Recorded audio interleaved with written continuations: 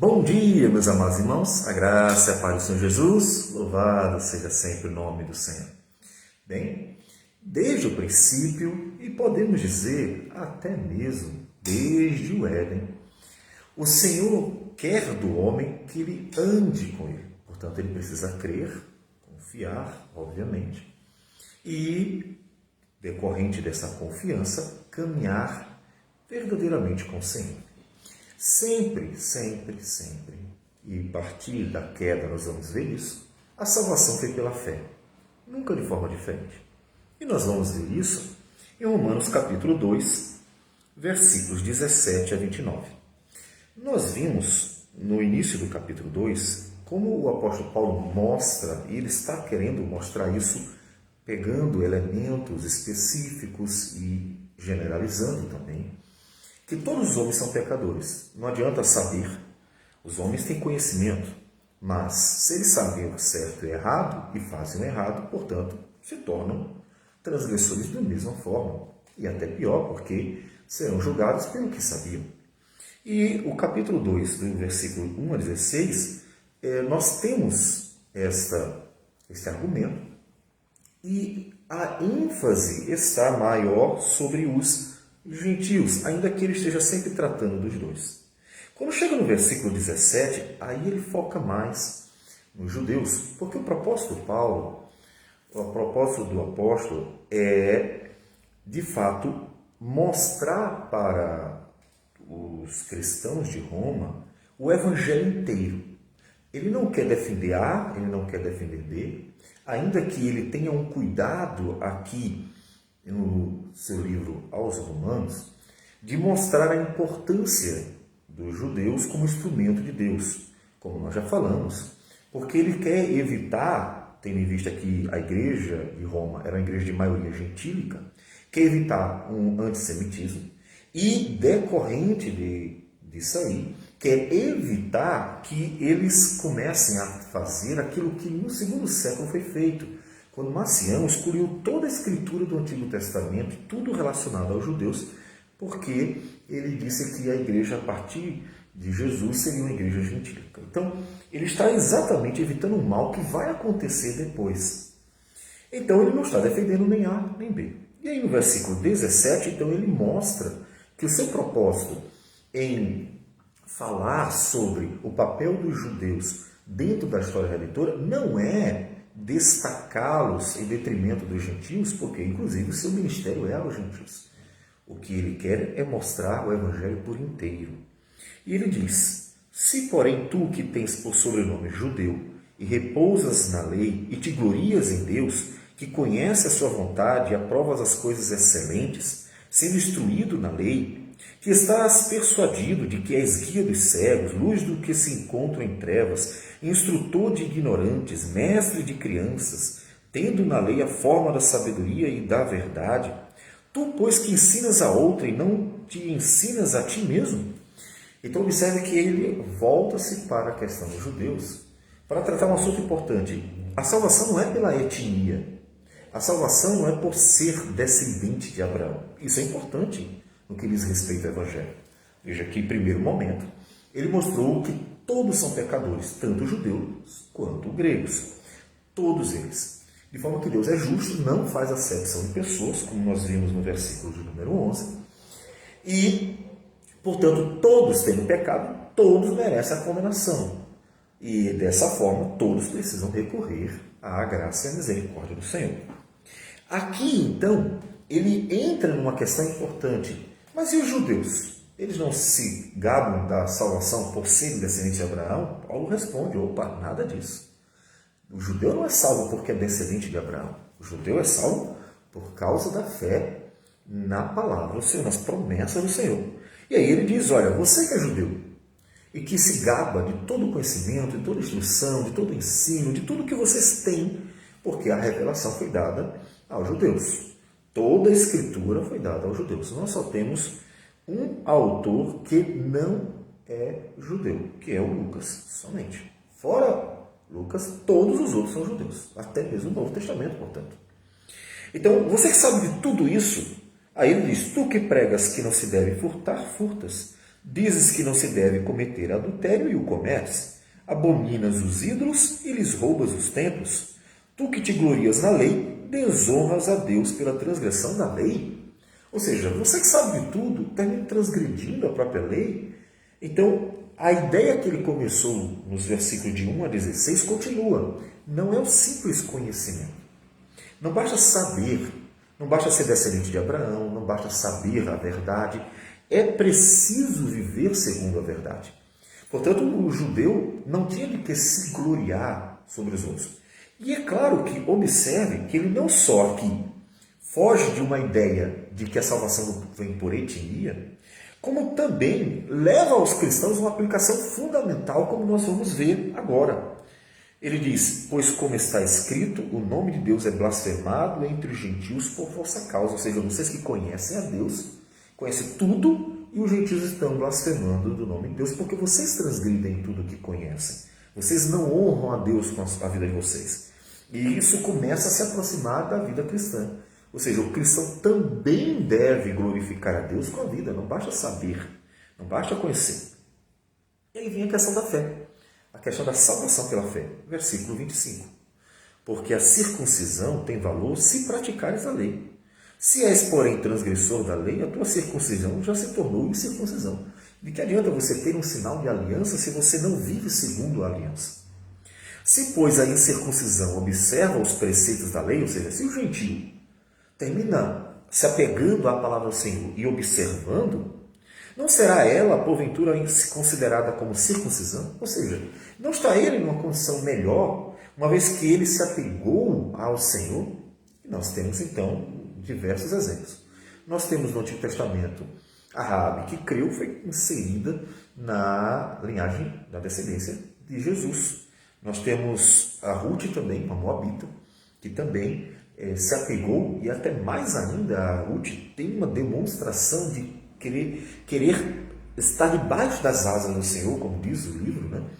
E personagens gentios que no Antigo Testamento vão entrando, né, no povo da aliança, mesmo sendo incircuncisos, mesmo não tendo nenhuma relação étnica, não tendo, portanto, nenhuma relação de sangue com Abraão, e foram se achegando. Né? Os gibeonitas também, que creram que o Deus de Israel, de fato, cumpriria suas promessas, e então se achegaram aos israelitas. Então Paulo está dizendo, olha, não adianta ter um sinal de aliança, precisa andar segundo a aliança. É claro que aí isso tem aplicação também para os cristãos, ainda que nosso sinal de aliança não seja a circuncisão, mas o batismo, né? Vamos continuar e a gente vai ver. E se aquele que é incircunciso por natureza cumpre a lei, certamente ele te julgará a ti, que não obstante a letra e a circuncisão, és transgressor da lei. Ou seja, o cara que sabe discernir entre o certo e o errado, fez o certo. Tu que sabia por conhecimento, por ter na mão a lei do Senhor, sabe o certo e o errado, fez o errado, então ele que não conhecia também, mas fez o certo, julgará a ti, que conhecendo tudo, não fez a vontade do Senhor. Porque não é judeu quem o é apenas exteriormente, nem é circuncisão o que é somente na carne. Porém, judeu é aquele que é interiormente, e circuncisão aquele que é do coração, no espírito, não segundo a letra, e cujo louvor não procede dos homens, mas de Deus. E aí vem essa questão da fé. Ou seja, quem era salvo no Antigo Testamento? Quem realmente cria em Deus. Portanto, andava com Deus e, consequentemente, glorificava a Deus com a sua vida, conhecendo mais ou menos da palavra do Senhor, mas procurando fazer a vontade do Senhor. Por quê? Quando ele diz que não segundo a letra, ele não está desprezando a Escritura. Ele está dizendo que não adianta ter apenas um conhecimento do texto. Não sei se você sabe, mas a Bíblia é estudada até em universidades, por pagãos, por causa da literatura, por ser um livro que pode ser considerado clássico, tendo em vista que é um livro que é de uma língua morta, um livro que foi escrito um período clássico de um povo, que é o povo hebreu, e ela é estudada por ter uma série de recursos literários. as muitas figuras de linguagem e assim por diante. Nós temos também, dentre os teólogos liberais, que mataram o cristianismo na Europa e foram se espalhando com suas ideias pelos Estados Unidos, no caso a América toda, né? Estados Unidos, e veio para o Brasil também. Esses teólogos conhecem o texto de capa a capa, ou seja, de Gênesis e Apocalipse. Vários deles escreveram livros volumosos sobre o Antigo e sobre o Novo Testamento. E é isso que o apóstolo Paulo está dizendo. Não adianta conhecer o texto, é preciso crer. É aquilo que nós vamos encontrar no profeta Ezequiel, quando ele diz que Deus tiraria o coração de pedra e daria um coração de carne, e daria o Espírito para eles. Ou seja, para que eles pudessem não apenas ter em suas mãos o conhecimento da verdade, mas ter em seu coração. Inclusive, o profeta Isaías também fala sobre essa questão de dias em que nós teríamos o conhecimento em nosso coração. Dias estes que nós podemos dizer que foram inaugurados por Cristo Jesus. E, claro, encontrarão sua plenitude na volta do Senhor Jesus, porque então teremos o conhecimento não só pleno, mas bem enraizado em nosso coração. Então, observe que ele responde uma questão importante. A salvação era pelo quê? Era pela fé. O judeu verdadeiro, o circunciso de fato, era aquele que cria em Deus e andava com Deus. Portanto, aquele que era de coração, como ele diz. Aquele que amava a Deus. Observe que Davi foi considerado como um homem, segundo a vontade do Senhor, não só por ser o rei escolhido por Deus, mas ele mesmo diz que Davi não se desviou dos caminhos do Senhor, exceto no pecado que ele cometeu em relação a Batseba e Urias, porque ele amava a Deus, ele andava com Deus. Ele era um pecador, transgrediu de fato a palavra do Senhor, e nós temos esse testemunho presente na Escritura, mas ele andava com Deus, ele amava a Deus, e Deus o justificou. Tanto que o profeta Natan diz assim, não morrerás. E Deus perdoou os 2 pecados que ele cometeu ali em relação a Urias e Batseba. Ou seja, amar a Deus, crer em Deus e andar com Deus, essa expressão de fé prática, não apenas distante, né? Dizer assim, eu sei que Deus existe. Né? Praticamente nós podemos dizer que 90% da população brasileira e até mais até mundial sabe que Deus existe. Né?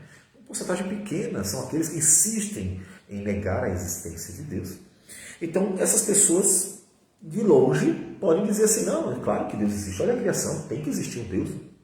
Todavia, de longe. E não é essa fé distante que Tiago diz assim, fé sem obras mortas. O que ele está dizendo? Essa fé distante. As pessoas sabem que Deus existe, mas não se relacionam, não vivem com Deus, não oram, não procuram a vontade de Deus, não têm prazer em Deus, não glorificam, não adoram. E assim a vida não é vivida para Deus.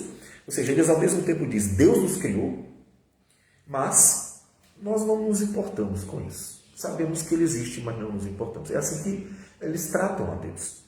Então o apóstolo Paulo diz assim, não é judeu apenas o que é exterior, o que sabe que Deus existe, que tem um livro na sua mão e até vai para os ritos, mas que não é de coração, que não crê de todo o seu coração, que não ama de todo o seu coração, que não vive de todo o seu coração, não adianta.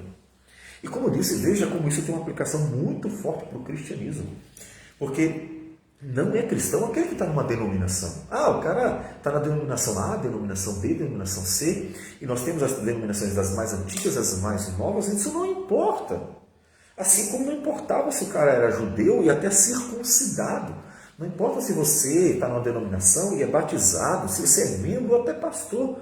É necessário andar com Deus, amar a Deus. É necessário ter uma relação verdadeira com Deus, em que essa relação é expressa no dia a dia, na vida de alguém que por amar a Deus procura, busca, quer a vontade de Deus. Não é perfeito, terá seus pecados, erra, chorará amargamente o fato de ser um pecador, mas a sua vida ela está na presença do Senhor de verdade. Porque ele não só crê que Deus existe, ele ama a Deus, que é o grande primeiro mandamento. Amarás o Senhor teu Deus de todo o teu coração, de toda a tua alma, de toda a tua força. Portanto, observe que temos tanto uma resposta importantíssima. A salvação sempre foi pela fé.